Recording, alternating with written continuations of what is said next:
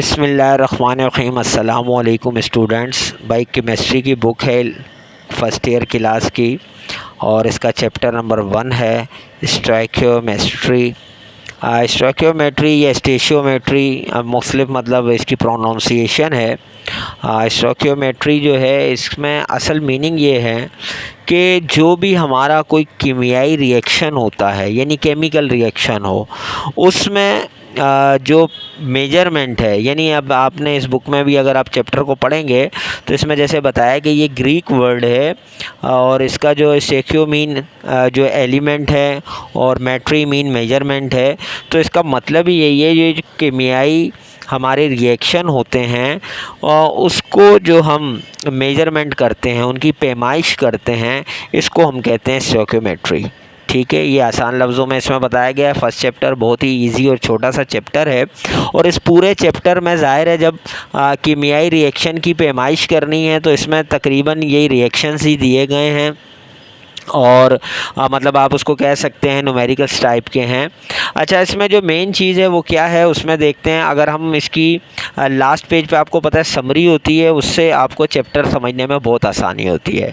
तो सबसे पहले स्टोइकियोमेट्री जो है वो मैंने आपको बता दी है कि ये क्वांटिटेटिव रिलेशन होता है, यानी जिसको हम काउंट कर सकें। ठीक है, क्वालिटी नहीं है इसमें बल्कि क्वांटिटेटिव है ये, इसको हमने काउंट करना है रिलेशनशिप को रिएक्टेंट और प्रोडक्ट्स। आपको पता है जब रिएक्शन होता है, कोई रिएक्टेंट होता है तो उसके बाद ही कोई प्रोडक्ट बनती है। तो अब प्रोडक्ट बनाने के लिए रिएक्टेंट कितना होगा, एक मिसाल है, आपके घर में 4-6 मेहमान आ गए हैं तो आपको ये आइडिया लगाना होगा कि चाय बनानी है तो कितना पानी, कितना दूध, कितनी चीनी, यानी ये तमाम चीज़ें ये रिएक्टेंट हैं और बन के क्या आएगा भाई, चाय। तो इस तरह की मिसाल इसमें दी जा रही है। अब ये चीज़ देखें, जब घर में इस तरह की चीज़ें बनानी होती हैं तो हमें मालूम है जैसे बिरयानी बनानी है तो भाई 2 किलो चावल चाहिए, इतनी चिकन लेनी है, इतना मसाला लेना है, ये तमाम चीज़ें तो हम वेट कर सकते हैं क्योंकि ये किलो में है। ऑयल लेना है तो लीटर में है। कोई चीज़ और जैसे डज़न में अंडे हैं, बनानाज है, ऑरेंजेस हैं, इन सब को तो हम वेट कर सकते हैं। लेकिन जब हमें केमिकल रिएक्शन करना है तो उसके लिए जो चीज़ें रिक्वायर हैं, जो एलिमेंट्स चाहिए, उसको किस क्वांटिटी में लें, मतलब कितनी मिकदार में लें, कैसे तोलें, तो उसके लिए वर्ड यूज़ हुआ मोल। ठीक है, आपको पता है हर चीज़ का जो है एटम से बनी है और एटम जो है उसकी अगर हमने पैमाइश करनी है, मेजर करना है तो वो हम मोल से करेंगे। ठीक है, मोल क्या है, mole is the gram atomic mass और ग्राम मॉलिक्यूलर मास और ग्राम फार्मूला मास, यानी तीनों atomic mass, molecular mass, formula mass of any substance. कोई भी सब्सटेंस है, चाहे वो एटम है, मॉलिक्यूल है, आयोन्स हैं। अच्छा, अब वो बना विच कंटेंस, उसमें क्या होगा, कितने पार्टिकल होंगे, 6.02 मल्टीप्लाई बाय 10 की पावर 23, जिसको हम क्लास 9 में अवागैड्रो नंबर से पढ़ चुके हैं, आपको अच्छी तरह मालूम है। अब बताने का मकसद ये है कि एक मोल अब तादाद है। ठीक है, एक मोल, अब आप एक मोल को क्या समझ रहे हैं, यहाँ कम नहीं है। अगर हम 6.02 को मल्टीप्लाई बाय 10 की पावर 23 से अगर मल्टीप्लाई कर दें तो 602 के बाद 21 ज़ीरो और आएंगे तो ये कितनी बड़ी रकम बन जाएगी कि हम लिख नहीं सकते, बहुत मुश्किल है। ये पार्टिकल्स हैं एक मोल के अंदर, यानी एक एटम के मोल के अंदर। तो इस जो फिगर है, इस फिगर की आसानी के लिए, यानी इसको बार बार इतना लिखना, उसकी आसानी के लिए उसको हमने रख दिया 1 मोल। एक मोल हमने उसको तय कर दिया और एक मोल में कितने पार्टिकल्स होते हैं वो तय हो गया 6.02 मल्टीप्लाई बाय 10 की पावर 23। अब फ़र्ज़ करें हमें एक एटम है, ऑक्सीजन है, हाइड्रोजन है, कार्बन है। अब आपने उसका 1 मोल लेना है, यानी अब वो आपने 1 मोल ले लिया तो वो एक चीज़ होगी, चूँकि ये एटम है। लेकिन अगर हम मॉलिक्यूल की बात करें तो मॉलिक्यूल आपको पता है वो 2 चीज़ों से मिलकर बनता है। जैसे अगर हम वाटर लेंगे तो H2O है, बात समझ रहे हैं, तो वो मॉलिक्यूल है। तो H2O को मिला के अब होगा क्या, मोल कैसे है, यानी आप फ़र्ज़ करें, मैं एक मिसाल दे रहा हूँ कि हाइड्रोजन है, उसका जो आपको पता है हमारे पास जो एटॉमिक मास नंबर होता है वो 1 है, तो इसका वो 1 मोल ही कहलाएगा। ठीक है, वो 1 मोल है। तो इसी तरह ऑक्सीजन है, आपको मालूम है उसमें 16 होते हैं तो वो 16 का 1 मोल कहलाएगा। ऑक्सीजन 1 मोल, लेकिन उसकी जो यानी हम उसको मोलर मास आगे हम पढ़ेंगे, जो उसको हम गिनवा सकते हैं ग्राम में, यानी वो अगर 16 AMU है तो वो 16 ग्राम भी कहलाएगा, तो वो पूरा एक ही मोल कहलाएगा। ठीक है, अगर आप उसको आपने देखा होगा हम एलिमेंट लिखते हैं तो हम लिख देते हैं 2H। अब हमने जो 2 पहला लिखा है ये मोल की तादाद है। बात समझ में आ रही है? अगर किसी हम केमिकल फार्मूला या इक्वेशन लिखते हैं तो उससे पहले कैपिटल में अगर हम कोई डिजिट लिखते हैं 3, 4 तो वो उसके मोल की तादाद बता रहा है। बात समझ रहे हैं? तो यहाँ पे अगर आपने जैसे H2O ये मॉलिक्यूल है वाटर का, अगर आपने H2O है तो ये तो एक पूरा अगर हम मिलाएंगे तो ये 18 बनेगा ना, 18 AMU भी 18 ग्राम भी, तो 1 मोल कहलाएगा। अगर हमें 10 मोल चाहिए वाटर के या 20 मोल चाहिए तो हम H2O से पहले वो तादाद लिख देंगे 10H2O, यानी हमें 10 मोल चाहिए। तो इस तरह से जो है इसको एक्सप्लेन किया जा रहा है आपको समझाने के लिए। तो मोल जो है वो उसकी यानी एक क्वांटिटी है, यानी जो केमिकल एलिमेंट्स हम ले रहे हैं उसकी क्वांटिटी या किस वज़न में लेते हैं उसको मेजर करने की तादाद मोल है। और मोल के अंदर पार्टिकल्स कितने होते हैं उसको हम कहते हैं एवोगाड्रो नंबर्स, बहुत आसानी से। अब आ जाए next molar volume. Avogadro number बता दिया, लिखा हुआ है, उसके बाद है मोलर वॉल्यूम इज़ ऑक्यूपाइड। अब देखें वॉल्यूम की जहाँ बात आएगी वहाँ बात आ जाएगी गैस की। बात समझ रहे हैं? गैस की बात होगी, वॉल्यूम है चूँकि, और आप पढ़ेंगे इसमें तो 273 के टेम्परेचर दिया हुआ है, एटमॉस्फेरिक प्रेशर यानी, और उसी तरह molar volume of idea gases eight STP standard temperature pressure. ठीक है, वो कितना होता है 22.4 डेसीमीटर क्यूब, ये आप सबको मालूम होगा। तो मोलर वॉल्यूम में क्या होगा कि आपने एक वॉल्यूम जो है ऑक्यूपाई किया 1 मोल ऑफ एनी गैस, कोई भी गैस है, और उसका टेम्परेचर जो है वो आपने 273 केल्विन रख लिया है, या 0 सेंटीग्रेड कहते हैं। ठीक है, 0 सेंटीग्रेड में होगा और केल्विन में 273 होगा, ये इसका टेम्परेचर है।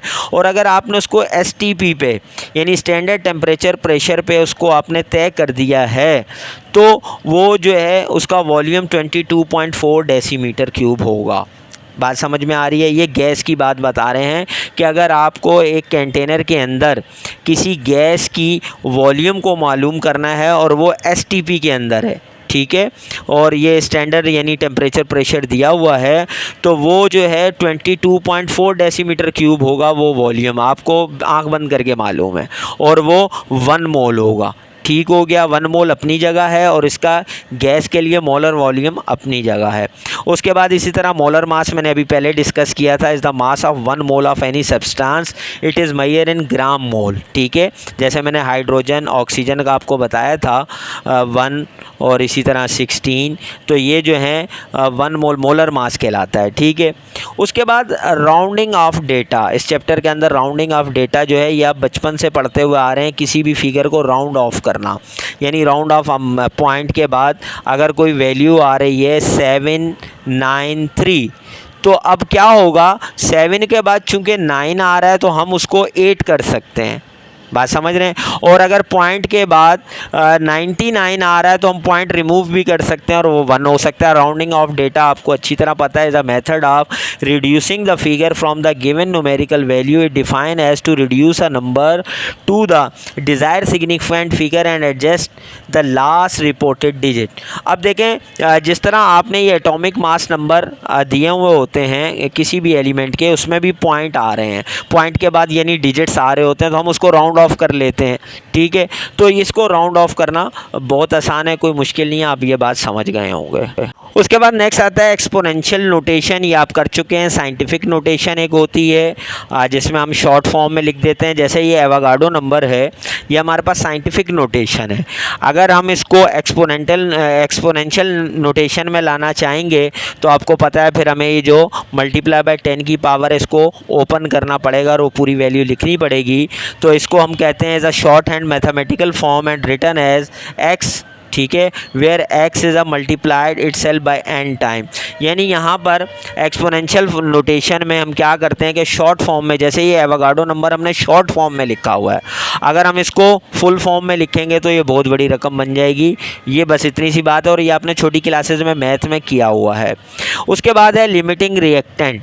ठीक है, जो रिएक्टेंट होते हैं वो इंटायरली जब कंज्यूम हो जाते हैं किसी भी केमिकल रिएक्शन में कम्प्लीटली, तो उसको हम कहते हैं लिमिटिंग रिएक्टेंट। इसी तरह रिएक्टेंट इन एक्सेस, यानी एक रिएक्टेंट वो था जो पूरा इस्तेमाल हो गया, और एक रिएक्टेंट इन एक्सेस है कि is the reactant which does not completely consume in the reaction and some of its amount remain unused at the end of reaction. यानी रिएक्शन तो कंप्लीट हो गया, लेकिन जो हमने रिएक्टेंट इस्तेमाल किया था वो पूरा यूज़ नहीं हुआ, बल्कि उसमें से थोड़ा बहुत बच गया।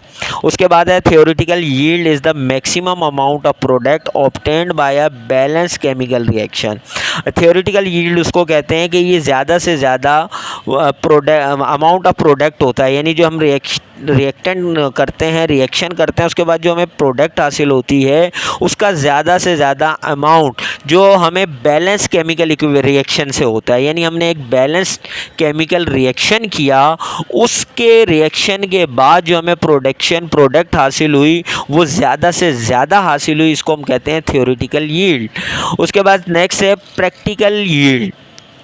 इसका है is the amount of product form during the experiment, this amount is usually less than theoretical yield. ये वो प्रोडक्ट अमाउंट होती है जो हमें एक्सपेरिमेंट के दौरान हासिल होती है, और ये अमाउंट जो है अमूमन जो है बहुत कम होती है, लेस देन कम होती है थ्योरेटिकल यील्ड से। ठीक है, ये हमें यानी एक्सपेरिमेंट के दौरान हमें ये प्रोडक्ट हासिल होती है।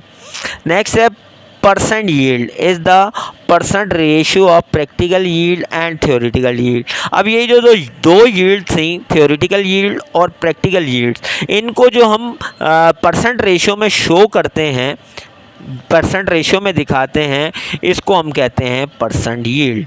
तो ये इसकी समरी थी, इसमें तकरीबन तमाम चीज़ें आ गई हैं, और मेरी तो कोशिश है कि पूरा चैप्टर आपको रीड करके समझाऊं, लेकिन वीडियो बहुत लंबी हो जाएगी और आप लोग बिल्कुल गौर नहीं करते और बिल्कुल उस वीडियो को देखते नहीं हैं। अगर कोई बच्चा ये चाहता है कि इस चैप्टर को मैं और समझाऊँ और बीच में कुछ टॉपिक्स रह गए हैं, तो वो ज़रूर मुझसे कमेंट करे मुझे, मैं इंशाल्लाह ज़रूर इसमें वीडियो नेक्स्ट भी बना दूंगा और इसको और ज़्यादा इसको एक्सप्लेन करने की कोशिश करूंगा। अब चलते हैं हम एमसीक्यूज़ की तरफ, जो आपको पता है मेरा तरीक़ेकार है। सबसे पहले हम एमसीक्यूज़ करते हैं और रिमेनिंग जो इसकी एक्सरसाइज है वो इंशाल्लाह नेक्स्ट वीडियो में मैं अपलोड कर दूंगा।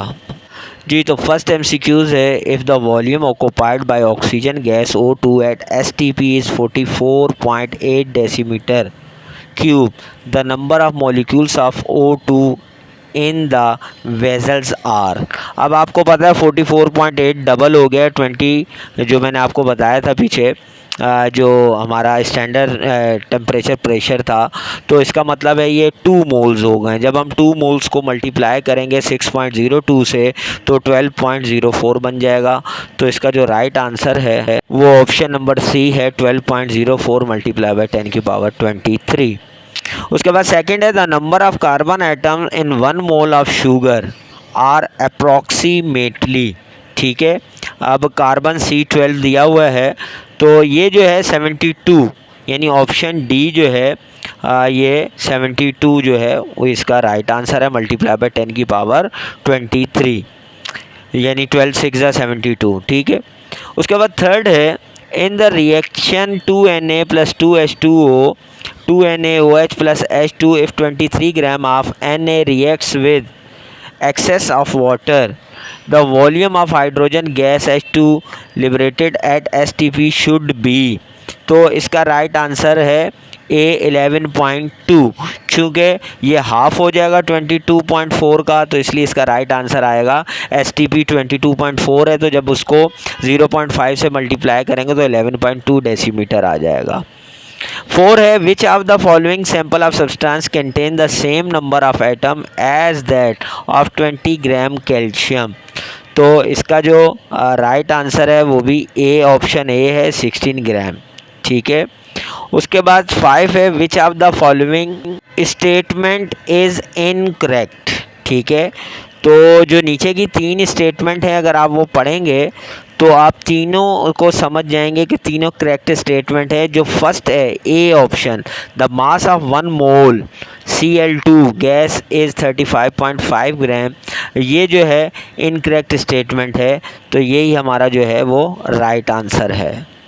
उसके बाद MCQs नंबर जो 6 है, for Avogadro number this statement is incorrect. अब यहाँ पे जो है जो स्टेटमेंट नंबर सी है, option C, its value change if temperature increases, तो ये जो है हमारी ये इनकरेक्ट स्टेटमेंट है, ये हमारा राइट आंसर है। उसके बाद MCQs नंबर 7 है, the minimum number of moles are present in, ठीक है। अब देखें मिनिमम नंबर ऑफ मोल्स अगर देखे जाएं तो यहाँ पे 1, 10, 5, 22.4, ठीक है। लेकिन अब चूँकि STP दिया जा रहा है ना, देखें हर आंसर के आगे गैस एट STP है, और STP आपको मैंने बताया था स्टैंडर्ड टेम्परेचर प्रेशर, जो कि 22.4 डेसीमीटर होता है। तो यही इसका जो है राइट आंसर है, यही मिनिमम है। उसके बाद 8 है, number of atoms in 60 gram carbon are, तो option number B 3.01 multiply by 10 की पावर 24।